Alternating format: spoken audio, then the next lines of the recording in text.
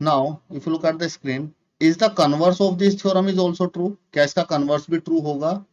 For the meaning of the converse, see appendix 1. To examine this, let us perform the following activity. इसका क्या converse भी true होगा? Converse क्या होगा? अगर sides का ratio same है, if the sides are in the same ratio, तो अगर ये ट्रायंगल में पीछे हम लोग देखें, इफ जो ये रेशियो था यहाँ पे, this is AD upon DB equal to AE upon EC, AD DB अगर AE अपॉन EC के इक्वल है, देन क्या साइड्स भी पैरेलल होंगी? DE क्या पैरेलल होगा BC के? तो अभी थ्योरम हमने देखी है, बेसिक प्रोपोर्शनलिटी थ्योरम, अगर DE BC के पैरेलल है तो साइड्स का रेशियो सेम आएगा। तो अब हम लोग इसका कन्वर्स देखने जा रहे हैं, अगर साइड्स का रेशियो सेम है तो क्या ये लाइंस पैरेलल आएंगी? So let us try to understand it with the help of this activity. Look at this activity 3. Draw an angle XAY on your notebook. On ray AX, mark point B1, B2, B3, B4 and B such that these lines are equal. Let me explain this.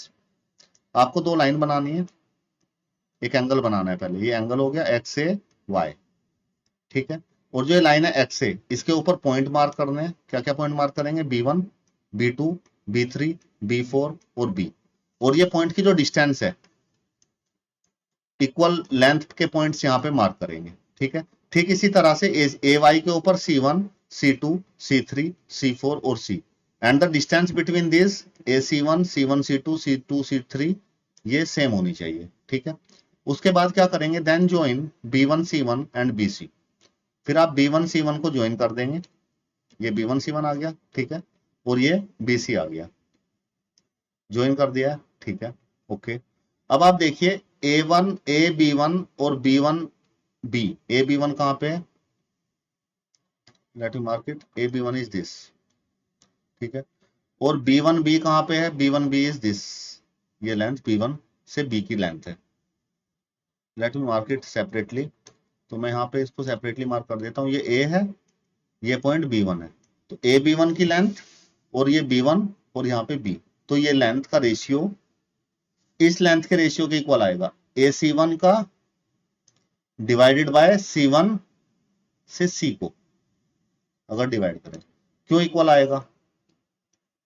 ये A हो गया, ये C1 हो गया और ये C हो गया, रेशियो इक्वल क्यों आएगा? रेशियो इक्वल इसलिए आएगा, अगर ये लेंथ 1 है तो ये लेंथ क्या होगी? 1, 2, 3, 4, ये लेंथ 4 होगी, क्योंकि इक्वल लेंथ है, 1/4 आएगा। अब ठीक इसी तरह से इक्वल लेंथ का अर्थ लिया है, तो ये लेंथ अगर 1 है तो ये लेंथ कितनी आएगी? 1, 2, 3, 4, ये 4 आएगी। तो जो रेशियो होगा, the ratio is equal to 1/4। So we can say that AB1, B1, B, AC1, C1, C equal आएंगे, right. So you can also see that the line B1, C1 and BC are parallel to each other. अगर आप ये line देखेंगे B1, C1 और B1, BC, B1, C1 और BC दोनों lines parallel भी आएंगी if you draw it on your notebook. Similarly bye joining B2, C2, B3, C3, B4, C4, तो यू कैन सी दैट इनका भी रेशियो सेम ही आएगा। इसका रेशियो देखो, इसका रेशियो इससे सेम आएगा, 2/3 होगा, ये रेशियो सेम आएगा, 3/2 होगा।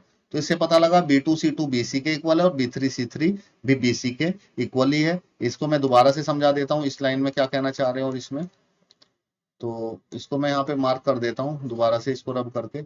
अब ये देखिए, ये वाला पॉइंट देखिएगा, ये वाला पॉइंट, इसमें कह रहे हैं AB2 ये लेंथ होगी, ठीक है, और B2 से B की ये लेंथ होगी। तो ये लेंथ कितनी है? 1, ये 2 है, ये कितनी है? इक्वल लेंथ है, तो ये 3 है, ठीक है। ठीक इसी तरह से AC2 और ये लेंथ C2 से C3, ये, तो ये लेंथ 2 आएगी, 1, 2, और ये लेंथ कितनी आएगी? 1, 2, 3। तो रेशियो कितना आ रहा है देखेंगे आप, तो 2/3 रेशियो आएगा। सिमिलरली आप इसको समझ सकते हैं, 3/2 रेशियो आएगा, राइट। इसके बाद सिमिलरली ऐसे ही आप इसका रेशियो ले सकते हैं, AB4 का ये रेशियो 4/1 आएगा, right. Now if you look at this equations here, if you look at the equation from equation 1, 2, 3, 4, it can be observed that if a line divides two sides of a triangle in the same ratio, then the lines is parallel to each other.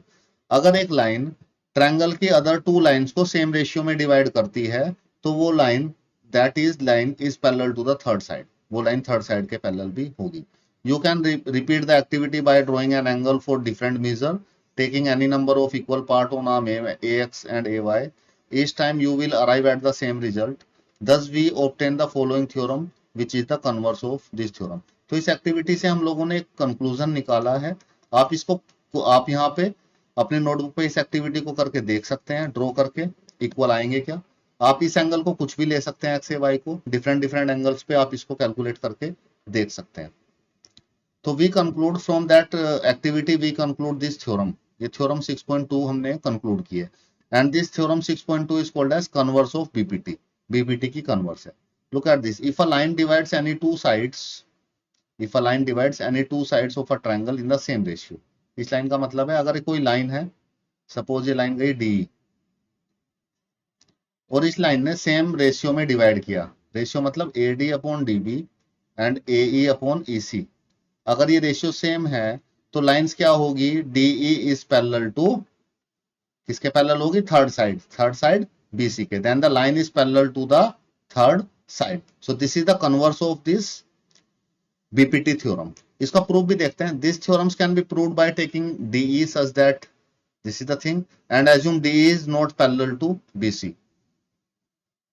अब हमने इसको assume कर लिया है, let us prove it. इसका proof देखते हैं. एक लाइन डी बनाई हमने और हमने एज्यूम कर लिया डी पैरेलल नहीं है किसके, बीसी के. ये D is not parallel to BC, लेकिन ये रेशियो गिवन है साइड्स का, right. It is given in the question. अगर डी पैरेलल नहीं है बीसी के, so draw a line D E dash parallel to BC. फिर हमने एक लाइन बनाई है, डॉटेड लाइन खुद से ड्रॉ की हमने माना कि ये डी ई डैश पैरेलल है किसके, बीसी के पैरेलल है. अगर ये बीसी के पैरेलल है तो A D upon D B का रेशियो क्या आना चाहिए, A E dash upon E dash C, जो यहाँ पे लिखा है. ये रेशियो सेम आएगा बीपीटी थ्योरम के अकॉर्डिंग. अगर ऐसा है, अगर ये दोनों कंडीशन ट्रू हैं, तो अगर आप ये कंडीशन देखें, ये पहले वाली कंडीशन और ये सेकंड वाली, तो इसका रीजन क्या है, बीपीटी. इसके देखो लेफ्ट साइड देखो इन दोनों की, इसको मैं रब कर देता हूं, थोड़ा क्लियर हो जाएगा यहां से. इसकी लेफ्ट साइड देखो क्या है, इस रेशियो की एडी अपॉन डीबी, इस रेशियो की एडी अपॉन डीबी. तो इससे हमने कंक्लूड किया अगर लेफ्ट साइड सेम है तो राइट साइड भी सेम आनी चाहिए. तो ए ई अपॉन ई सी किसके इक्वल होगा, ए ई डैश सी के equal, right. On comparing this to, this is 1 suppose this is 2, on comparing 1 and 2 we have obtained this expression, right. अगर ये एक्सप्रेशन हमें मिल गया, अगर इस एक्सप्रेशन को आप ध्यान से देखेंगे, अगर ये इक्वल कब होंगे, जब ए ई किसके इक्वल होगा, ए ई डैश के, और ई सी किसके इक्वल होगा, ई डैश सी के. ठीक है. तो इससे हमने ये कंक्लूड किया ये इक्वल एक ही कंडीशन में हो सकते हैं जब ई और ई डैश दोनों एक सेम पॉइंट पे कोइंसाइड करें, सी और सी डैश दोनों एक सेम पॉइंट पे कोइंसाइड्स करें. So adding 1 to both sides of the above you can see that E and E dash must coincide.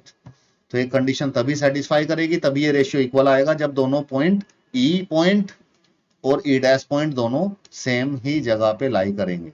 अगर डिफरेंट जगह पे लाई करेंगे तो ये कंडीशन मीट आउट नहीं होगी, और इसको मीट आउट होना होगा क्योंकि ये हम लोगों ने यहां से कंक्लूड किया है गिवन डाटा से, राइट.